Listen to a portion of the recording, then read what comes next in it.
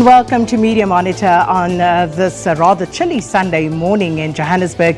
We're live on SABC News Channel 404 on the DSTV bouquet. I'm Sakina Kamwenda. Good morning and thank you so much for tuning in. And here's what you can look forward to on today's show. We'll start off by looking at a story about a Sunday Times journalist and his dismissal. And we ask, how important is it for journalists to report independently and to uphold media ethics?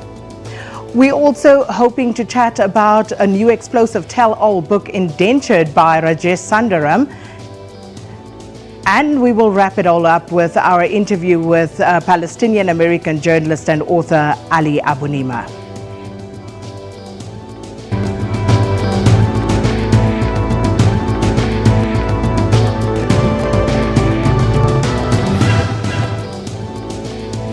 Well, we're pleased to be joined this morning by Joe Latahomo, who's a public advocate for the Press Council of South Africa.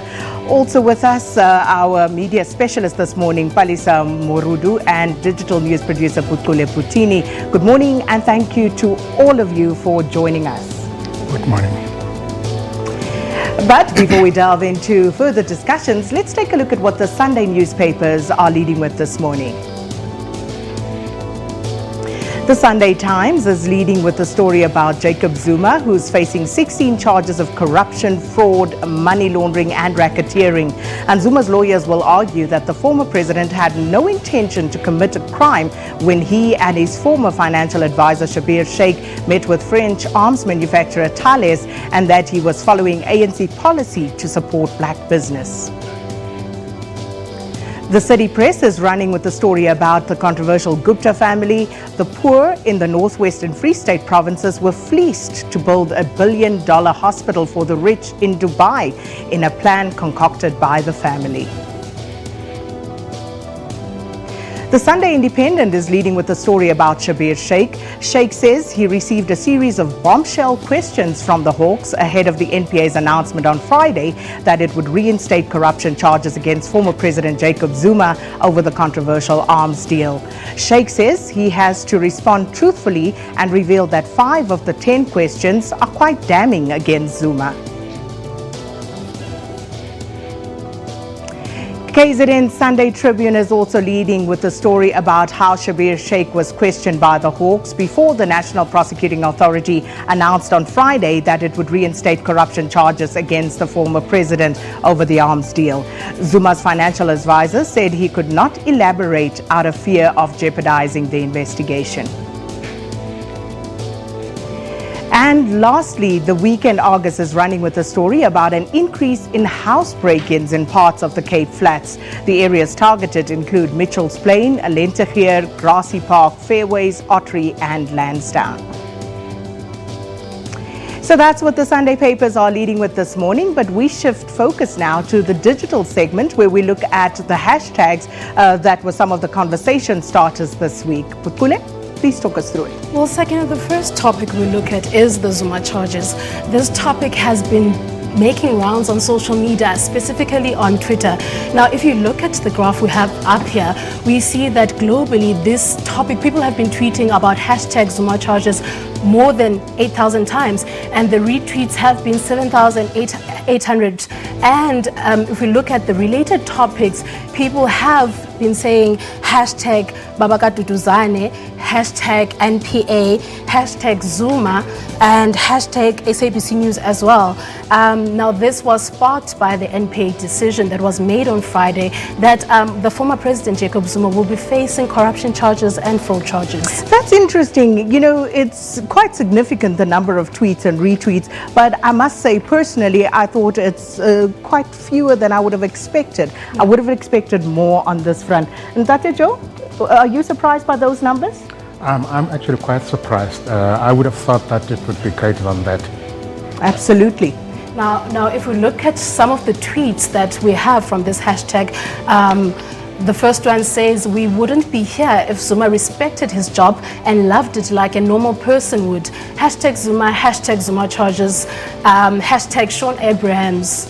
And then the next one, which is from Loazi M, says, who was charged over the Sharpeville massacre, who was charged for the killing of those students who were fighting for Bantu education. Were any charges pressed against de Klerk, Botha, Marius Viljoen and Jan Christian for the killings of black people? Hashtag Zuma charges. Interesting comments there. Well, what else was there making headlines now, the this next week? topic is an ongoing topic, which is hashtag the ESCOM inquiry, which had a lot of people talking, and these are some of the related topics to it, which is PRASA, EFF, Hawk Steinhoff, and Life Esitemeni. And Malusi Gaba, who is the Minister of Home Affairs, people have been talking about him a lot, and it is quite an interesting topic that has been going on for the past 2 months. So can we just take a look at some of the tweets that, this is a graphic that it shows that for the past 2 months, people have been slightly not tweeting much, and then in the past week, it had lifted up and people have been talking about the topic.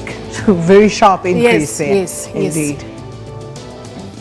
And then if we look at the tweets, Hakuna Matata says the Guptas might never be brought to justice. Not just the Guptas. Duduzane Zuma is long gone too. And Zwane Gigaba, Ace Makwaka, Brian Mulife, all thumping their noses at the law. Zuma will too, watch. And then Chantal says, in politics, I've learned that there is no genuine loyalty. See what Sean Abrams and Malusi Gigaba are doing to Zuma, and how half the cabinet who supported ED's firing are now his allies because of cabinet positions. And that's the way the cookie crumbles, some would say. Well, Butbule, thank you so much. Thank you so much, and Sakina. after the break, we'll talk about media ethics, and this following the dismissal of senior Sunday newspaper journalists. So do stay tuned for that.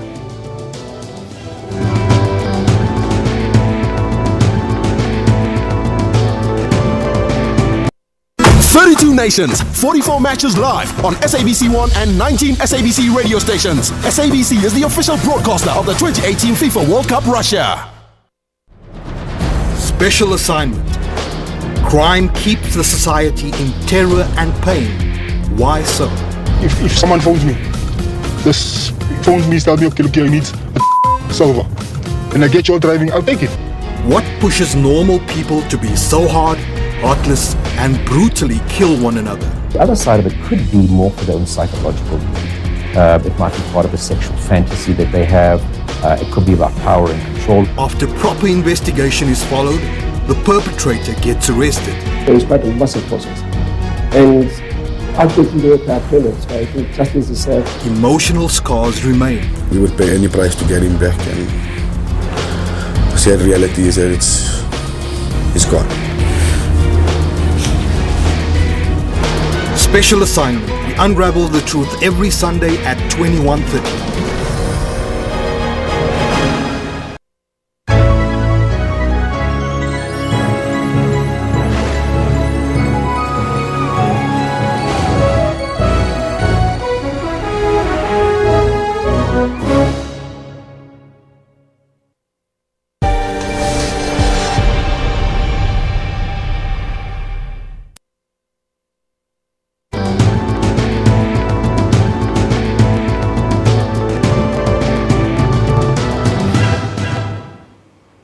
Welcome back to Media Monitor. Now, a senior Sunday newspaper journalist is challenging his dismissal at the CCMA. Yan Uber was dismissed earlier this week after he was found to have failed to disclose a potential conflict of interest. And when contacted by Media Monitor, the former Sunday Times deputy political editor declined to respond, and the Sunday Times too failed to respond to our questions. And we then spoke to the South African National Editors Forum, who encouraged journalists to report independently and to uphold media ethics. I think the issue around ethics is one of the first things that's absolutely critical is that you need to talk about your conflicts of interest. So, and there are quite a number of publications that are very clear about that. You state up front, I am funded by this particular group, I belong to this political party, I belong to these particular institutions, and so that people can then make up their mind about the particular story if they know where you're coming from. So I think that's really, really important. So that's the first issue in terms of ethics. The second thing in terms of ethics is that when you're talking about political journalism, it is better, we feel, we're not saying you have to, but we think it's better if you are not a member of a political party. Particularly if you're going to be an active member of a political party, that is very problematic. Other forms of journalism, which may be like sport or entertainment or all of those kinds of things, it's not such a critical issue, which political party you're a part of. But I think for political journalism, you see, at the bottom is that we need to know that when you are reporting on a story, you are reporting without fear or favor. And if you've got a particular affiliation, you might be putting forward a bias. And that is problematic, because then it takes away the integrity from that particular media institution. And this is the issue that we are seized with in this particular segment, where we look at media ethics. And we heard what Sanef had to say there. Palisa Murudu joins us from our Cape Town studio, and she's also going to weigh in on this. And perhaps I can start with you, Palisa. So concerns related to the ethical conduct of journalists, that's by no means new. But the perception that journalists are frequently flouting their professional responsibilities and obligations seems to be on the rise. What's your take on that? Well, Sakina, thank you. I think in this particular story, it's important to understand that Yan knew, but my understanding was that he had applied for a position of Director of Communications at the Democratic Alliance, which a position had become vacant. So he was unsuccessful in his application for this position, and someone else had was appointed to that position. So what he had done, he had gone on to write a story about the Democratic Alliance, in particular about the previous head of communications at the Democratic Alliance. And he then was very unhappy with that story and had taken up with the press ombudsman. And the ombudsman said, okay, this because, and he had said that Yan had applied for this position and he had been unsuccessful. So he had an axe to grind with the Democratic Alliance in this particular case. So the ombudsman said, no, the Sunday Times is the best. It's best to deal with this particular matter. And then the Sunday Times did deal with it and said because Yan had not declared a conflict of interest, so they found that he had not declared a conflict of interest, and in this case, then he had to go. Now the question is it okay? Is it wrong for journalists to be members of political parties? My view is that it's absolutely not wrong. You can become a member of a political party as long as you declare your conflict of interest in covering that story. That is my take on that. Jola Tahumo, what is your take on that? Should journalists declare and state upfront what their political allegiances are? I don't think one needs to declare what your political allegiance is. I think what is important here is that I think he was required, and I don't want to go into the detail of the case, having dealt with the case myself also through the Ombudsman's office. What is important is that obviously people are entitled to belong to political organizations. But if you're going to write about a political organization about which you have an issue, and in this particular case, whether this is so or not isn't important, but the perception might be that he wrote this critical story because he wasn't successful in getting this job. Now, I think the requirement had been that he ought to have declared, if he had been asked to do the story, to say, listen, I can't do this story because I would feel conflicted because of the fact that I had applied for the job of communications director. So that is the issue, not the fact that he actually belonged to a political organization. But even before writing the story then, should he not have declared at the point where he applied for the position at this one political party, given that he was the deputy political editor? I don't think that would necessarily be so. I don't think people go and declare to their current employers when they apply for another job. And in this particular case, had he declared that he had done so and he wasn't successful, his current employer could quite easily have said, well, you're obviously unsettled in this position, we can't trust you any longer, and therefore, we would have to either shift you to put in somebody on whom we can put more trust. But Lisa, given the perception that there does seem to be a rise in questionable conduct as far as journalists go, where does the fault lines, actually lie? Is it in the newsroom? Is there a lack of experience, a lack of leadership and guidance in the newsroom? Or can we trace it back to perhaps how journalists are trained? Well, I think the job of a journalist is very simple, Sakina, is to report news fairly and truthfully. That's all you need to do. That is the job of a journalist. You can have allegiance to a political party. You can have views on politics, on anything that you're covering. But your job as a journalist is to report truthfully and fairly. That's all you need to do, and report the facts.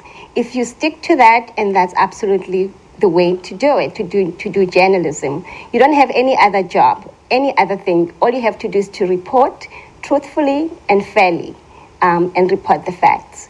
That's all I have to say on that. There's nothing else to say. Just to say report news, just be fair, and just be report the facts. And of course, an incident like this does dent the image and the reputation of journalists and journalism overall. And given how the public responds to such stories, how do we go about just ensuring that the public maintains, the view that they have of us as purveyors of truth? And as Palisa says, just telling the story as it is. Yeah, I think truth is one thing, but I think there's also the element of accuracy. Now, it might seem to mean the same thing. But one can be truthful but not accurate. So it is incumbent upon journalists to report accurately. And many years ago, the training that we had was in the courts, because you could not report falsely from the courts. You'd be hauled up for contempt of court. Now, I think there is a bit of an element there of things relaxed, because there are no more the same kind of checkpoints in the movement of a story, from the journalist to the news editor to the maybe managing editor, and then the sub-editors, proofreaders. So that process seems to have been relaxed quite a bit.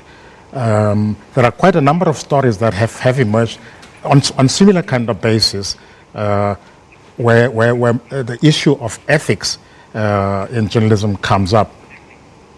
A good example also, often people say, well, the newspaper has to report the truth, and if it doesn't, we'll correct it. And this happens in the rush to beat the opposition in the chase for readers, what then happens is that you rush out to get a story, and you say to yourself, well, if new information comes up, we'll correct it. But the problem with that, as somebody once said, truth will always follow lies. It will never catch up with it. The lie will always be the first point that people talk about, and sometimes they even miss the truth, which technically comes out second. So it's important to do a truthful and accurate report right from the beginning. Well, then what we will do then is leave it up to you, the viewer, to make up your mind. And in the final analysis, is it just an oversight? Is it a conflict of interest? And how does it actually matter to you? And maybe you can send us a message at Media Monitor and tell us what your views are on this. And of course, we'll talk more about stories in the media after this break.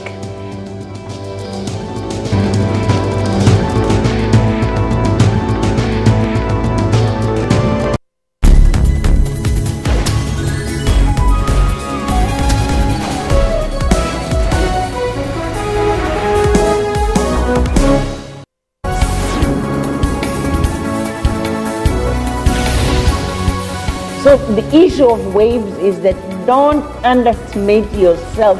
You are exactly the cornerstone of the solutions we are looking for.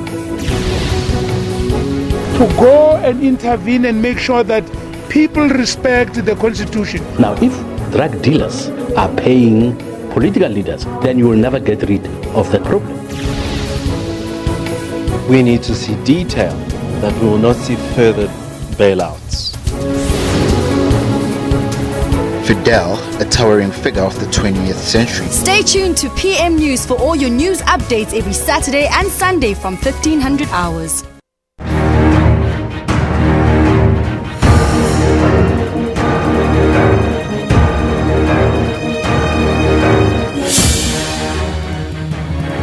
South Africa is in need of a frank dialogue. My name is Onkgopotse JJ Tabani. Join me every Sunday at 8:30 on SABC News Channel 404 as we speak to leaders of society, business and government about the state of our nation.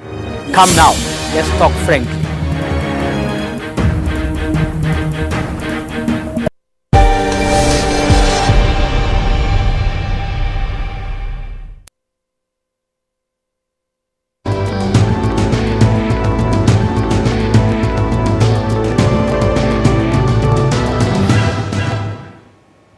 Well, never a dull moment in the media space, and this week a new explosive book has lifted the lid on this creation of the inner workings at ANN7.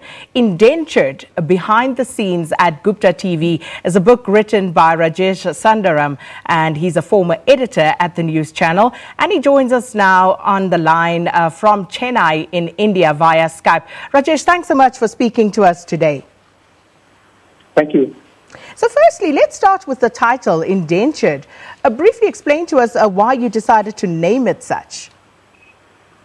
Well, if you see the relationship that the Guptas had with their employees, especially those who were not in the management cadre, it was a relationship that was exploitative, that was trying to suck out as much as they can from them, especially the people who had come in from India for the construction work in the studios. They were brought in by the plane loads.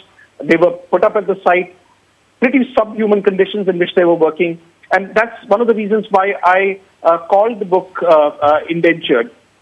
Rajesh, when you were first approached, why were you approached? What was the premise of that? And why did you agree to come to South Africa? Well, I've been a journalist all my life for about 24 years now. And, to give you a bit of a background of my career, just before joining ANN7, I had been part of 4 successful launches. And the immediate launch that happened before ANN7 was something called News Nation, which was a Hindi station that I'd set up from New Delhi. And it was extremely successful. It was the number 18th station, and it had propelled to the number 3, number 4 position immediately afterwards. And I was contacted then by the joint venture partner in this, Mr. Lakshmi Goyal, to come and be part of the team and set up the station for them. Of course, before that, I had worked for many other organizations like Al Jazeera, like New Delhi Television, NDTV, the India Today Group. And that's one of the reasons, why I was called in to set up the station. So there are very many explosive details contained in this book, but why did you write the book now? Why didn't you speak out earlier about what you are bringing out in the book today? Well, I must clarify here that this book was written by me 5 years ago.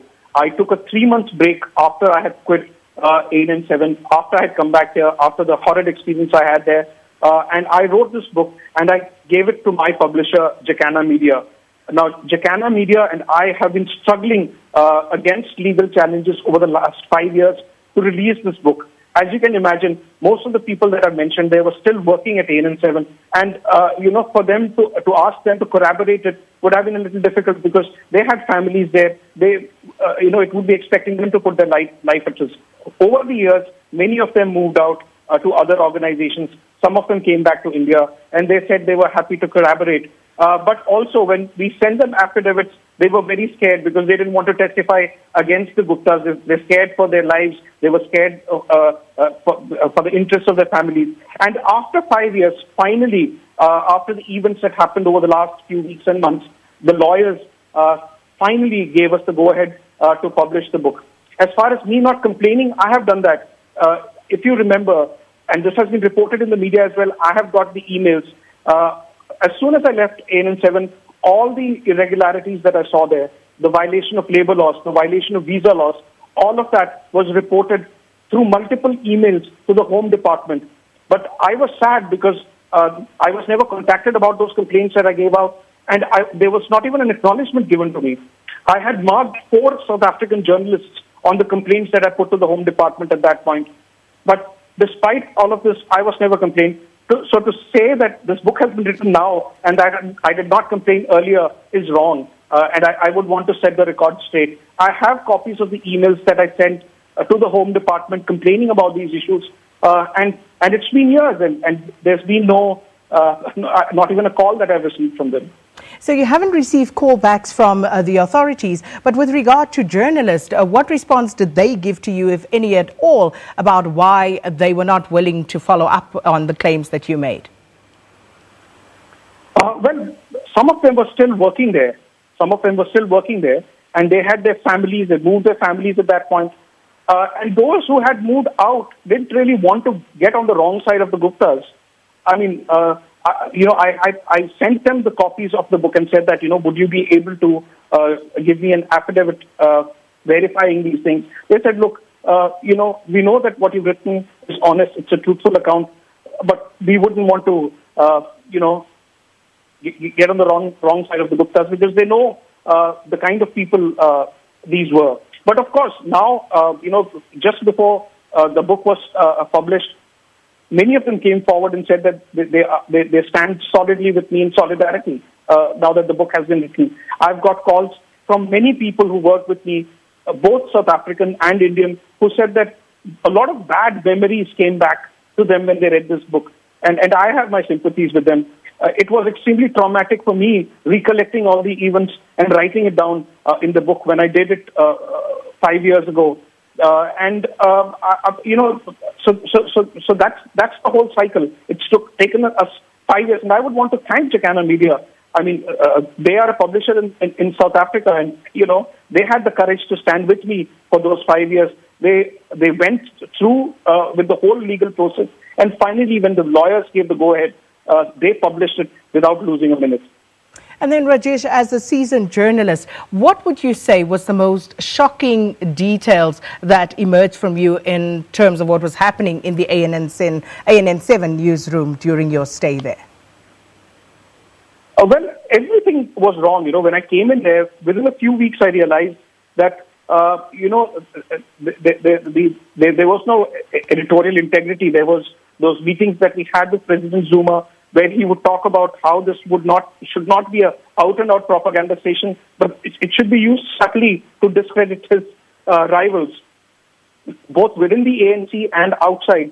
Also, that is something that I did not agree with. But I think what really saddened me the most was the treatment that was meted out to journalists. Journalists, young people, students of journalism who just joined us, were willing to put in the extra hours. They're working, in some cases, 15, 16 hours in a day. But there was nothing that the company was doing to accommodate them. They were just about, for about 100 odd people, 2 cars that would take them around to drop them home at 1 o'clock, 2 o'clock in the morning. So it was very bad conditions, of course, in terms of journalism. This was a propaganda station which I had nothing to, I did not want to have anything to do with. Because the reason why I quit ANN7 was because my hard-earned reputation is something that I wanted. I did not want to be the editor of a propaganda station. I've never done that. I would never do that. I wrote the book because I was unwittingly drafted, almost conned into setting up this station. And if I did not, it was not just enough for me to leave the organization, but I had to tell the people of South Africa what the circumstances were under which the station was set up. Well, let's get a view from Palisa in Cape Town. Palisa, very, very serious allegations being made here, and the involvement of then President Jacob Zuma, not just in the editorial direction, but also allegations of him actively siphoning off money to make sure that this entity stays afloat. What's your take on all of this? Quite a staggering story, Sakina. The fact that the the whole private news station was set up for the sole purpose of propping up a propaganda for a sitting head of state. And with his participation as an editorial advisor, a recruitment advisor, even a business model advisor, quite staggering stuff. I think for me, what's really, really sad about the Sori saga, it's really about the two well-known journalists like Muhsin Williams as well as Nazim Hawa, how they fell from grace in terms of really going ahead with a station that was set up to do propaganda for Jacob Zuma. Really, really sad stuff. What they did was to really move away from the profession, like we were saying earlier on about the ethics of journalism, moving away from that for the sole purpose of being, of supporting a politician. That's basically what they did. Moving away from journalism, moving away from the ethics of the profession, and falling in love with politicians. And I think this is a very, very big lesson for young journalists, that what you do, you stick with the profession, you stick with the ethics of the profession, and don't really fall in love with politicians, because what will happen is that you will fall from grace and they will go ahead with their profession, with their careers. Absolutely. And Tate Joe, as we heard there, so the station was essentially set up as a propaganda machine, but they didn't even do that very well, propaganda, because at times it was a question of, what is this? Because it wasn't even propaganda, it was more polemic than it was propaganda. No, absolutely. But I think, it reminded me of the manner in which the apartheid government set up the Citizen. The modus operandi was exactly the same. Ashwell already pumped money into the launch of the Citizen, and they had a front person who literally controlled what goes into the Citizen and stories that they could not or were not allowed to publish. The same thing, I'm told, happened at ANN7. And unfortunately, it has tainted journalism. It's going to be very difficult for us to, people would lodge complaints to the Press Council, and unfortunately, the newspaper in this particular case wasn't a member of the Press Council, and so we couldn't deal with complaints against the Gupta newspapers. So it's a sad day for journalism, and I'm hoping that there will be lessons learned from this, and to see the value of the Press Council and the Ombudsman process, where people would feel comfortable to complain and know that the complaints could be resolved through the Press Council. Rajesh, and just a final one to you. So the whole entity has now been sold to Jimmy Zwanele Manyi in a venture capital deal. What's your take on that deal? And do you believe that it could save ANN7 from how it was actually launched and set up? Well, if you ask me, I would want, for the sake of the journalists who are working there, that it be saved. But of course, I would think Mr. Jimmy Manyi is a proxy for the Gupta family. I would know the facts, but in my interaction with him, I saw that he was very close, not just to President Zuma, but also to the Gupta brothers. At more than one instance, Atul Gupta told me that he saw him like his own younger brother.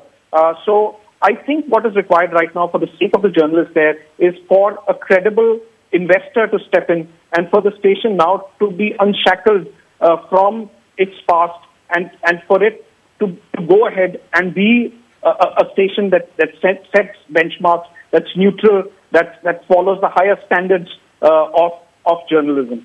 They have some good journalists there, especially the young journalists who are there. And for their sake, I hope that ANN7 is, it's able to unshackle itself from its dodgy past. Well, Rajesh Sundaram, thank you so much for speaking to us. And he's, of course, the author of an explosive new book, Indentured, taking a look at what happened behind the scenes when ANN7 was actually set up. There you have it, Indentured, behind the scenes at Gupta TV by Rajesh Sundaram. So much to think about, much to chew on there. And, of course, we'll carry on and talk about other news that's making headlines here in South Africa. And we'll do that by speaking to Palestinian-American journalist and author Ali Abunimah after this break.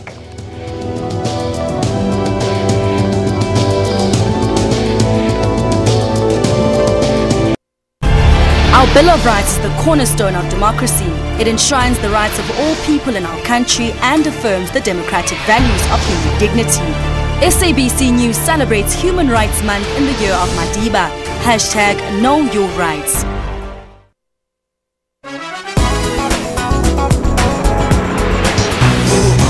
An exciting opportunity and an absolute must for those with the spirit of adventure is a Kruger Park night game drive. The railway station itself is already a sight to behold and offers gracious colonial-style buildings and serves as the departure and arrival point for all train journeys. I wanted to dress with my best color. Being awarded to do the Serpentine Pavilion is the highest commission in my career. And I wanted just to come and show me with my best clothes, and that is blue. Catch Trends Travel every Sunday from 12 to 1 for all the global travel and leisure trends.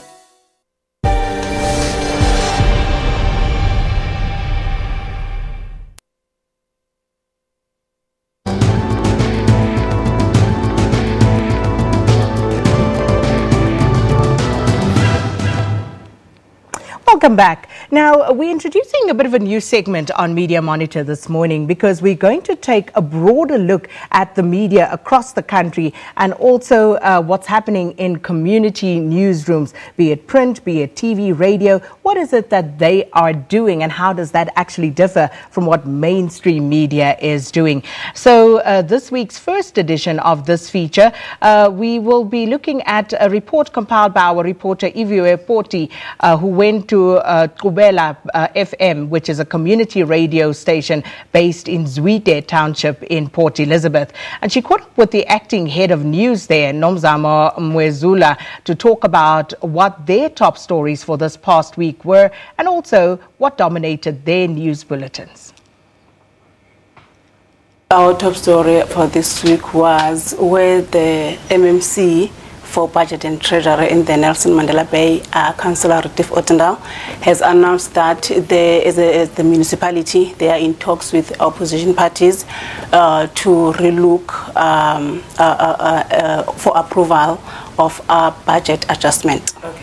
Yes. And then secondly, we also lifted the story of Algoa Bus, where the explosion of fire extinguisher in Algoa Bus in New Brighton. You guys are a community radio station. What is the community like? What kind of news actually interest or impact on them? Specific with this, the top story for this week, the budget and trying to lobby opposition parties to actually approve the budget. What kind of challenges did you guys maybe find covering that story? In most cases, or rather let me say in this specific story, we struggle to get opposition parties for comment after we have had an interview with Ottendal, because they felt like they've voiced everything out during the council meeting which was held last month. So we had to unpack and then try to convince them why we want them to come and talk about this again. Zwide specifically, where you guys are, and the townships around the Nelson Mandela Bay Metro, a lot of them are impoverished areas.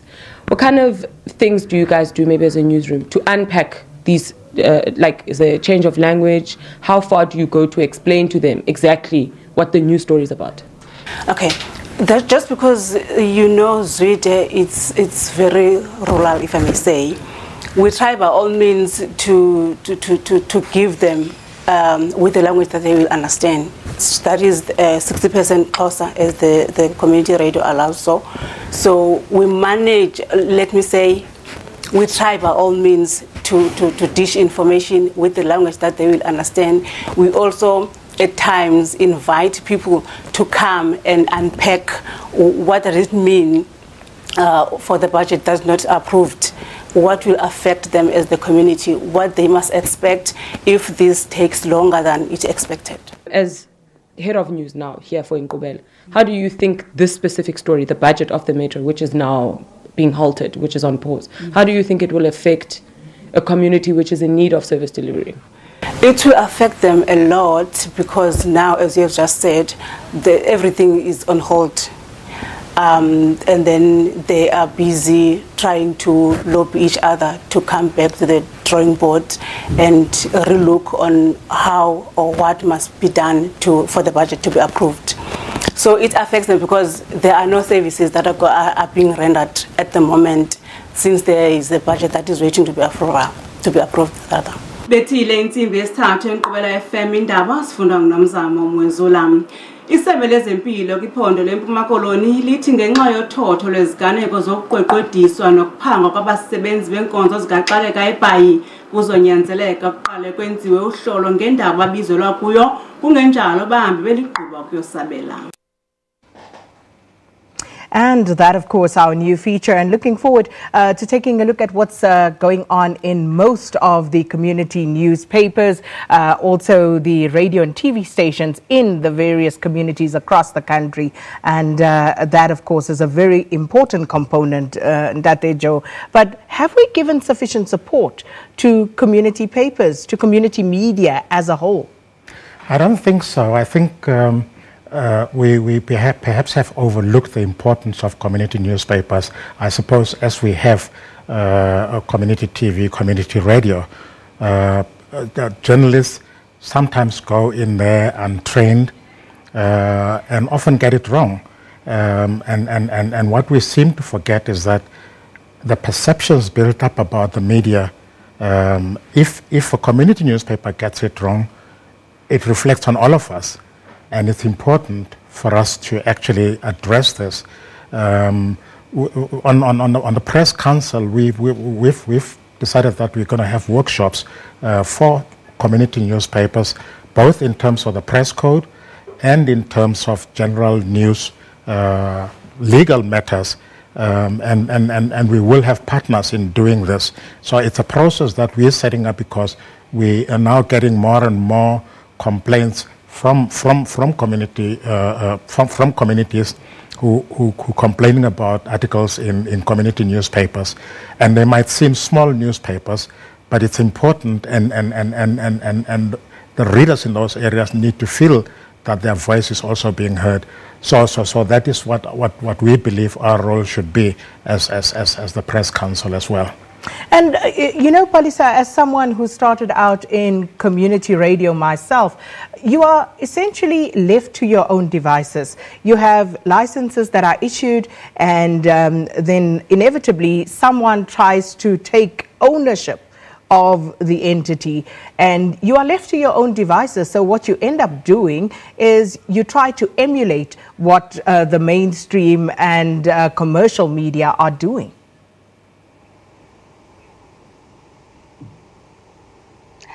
Right.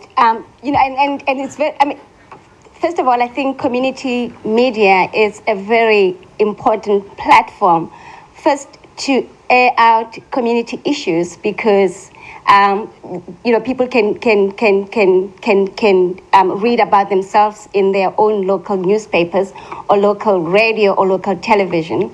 But secondly, it is a very important platform for young journalists to report about hard news, because things happen in the communities, whether service delivery, whether it's crime, whether it's any other issues, that it gets reported, and then people can read about themselves, and then their issues can be aired out.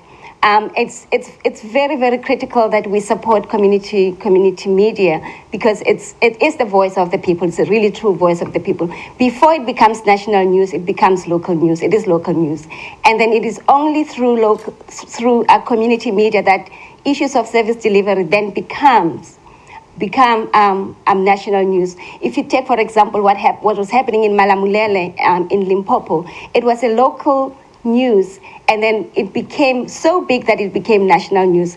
Very important as a training ground for young journalists, but most importantly, it's a very, very important platform to air out community issues. Oh, absolutely. And one would hope that, more thought would be given to exactly how we treat these community media entities. But Ntate Joe, just looking at the papers and what's making headlines, of course, you've got Zuma Sheikh and then the SABC story also featuring. And this talks about restructuring at the SABC, who's in, who's out. And Sowetan Sunday World, they have that story today. And as the media, the way this story has been dealt with has been very problematic, because there doesn't seem to be transparency around how things are conducted. And as I sit here right now, as someone who's affected by this, I don't know what is going on, but the papers are running with these stories about changes and restructuring. So what's your take on what's happening at the SABC and the transition that we are seeing? You've seen new people coming in, others moving out. It's natural, one would say, in one way. But what's your take on how things are being done currently? I think, like anything else in the media, we all call for transparency, for openness, when it is matters that affect other people and organizations. And I think that it is very important. We all know that there needs to be change at the SABC. We all know the history of how we got to where we are as far as SABC is concerned. And it's important that we actually have an open, transparent process which builds confidence in the people who are here to know that, whatever happens has been fully and well considered, and it is a necessary step to save the organization or to make it more efficient. But I think we lack that transparency when it comes to our own, and it's not just on the SABC. I think similar cases, the case we mentioned earlier about the Sunday Times, they've clammed up, and I suppose they can hide behind the fact that it might be going to the CCMA. But it is important to actually be open, to say, yes, we've taken this action, rightly or wrongly, and be open about it. There is another case, by the way, about which I cannot deal at the moment, but it also affects, a journalist who might be in trouble. So these things are important in terms of being open, being transparent, so that you take your readers with you on whatever decision you get, and your employees for that matter. Balisa, your take? Well, Sakina, I think SABC is going through an exciting time. It had gone through a very, very, very bad time for a very long time. You've got a very, very strong board, very active, and I think the board has made some very exciting appointments recently with the COO, and I'm particularly excited about the head of news at SABC.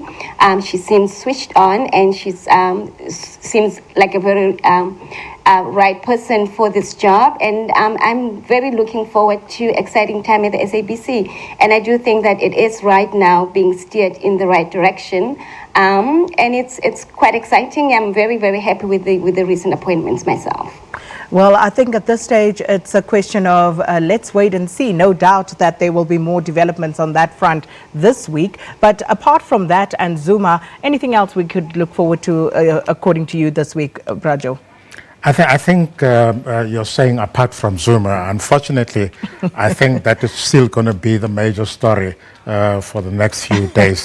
I can't see anything replacing it at the moment.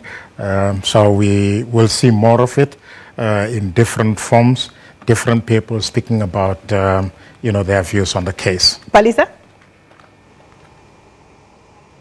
Well, I think for me there's two or three things rather. I'm very excited about the appointment of the new Vice Chancellor at the University of Cape Town, Professor Mamokgethi Phakeng. Very, very exciting appointment. I look forward to see what she's going to do with UCT.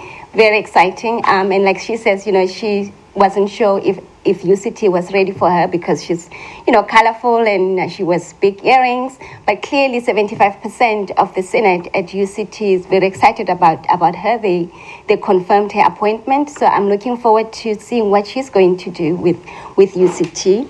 I mean, I think the other stories that we need to look forward to is what's really happening at the Democratic Alliance as they prepare for their conference, which is happening in about 2 weeks' time. So that's one thing to look at. And I think also as we look at what's going to happen with former President Jacob Zuma, we need not lose sight of what is happening within Parliament with a lot of policies that are being debated, whether it is the issue of land, the issue of land. We did not lose sight of policy issues, not so much the drama around the politics, but it's important to not lose sight of policies that are being debated within Parliament. Well, certainly another jam-packed week, no doubt, in store. But thank you so much for watching our show, Media Monitor, this morning. And we hope that you will join us again, same time next week. And from me and the rest of the team, good day and do stay blessed.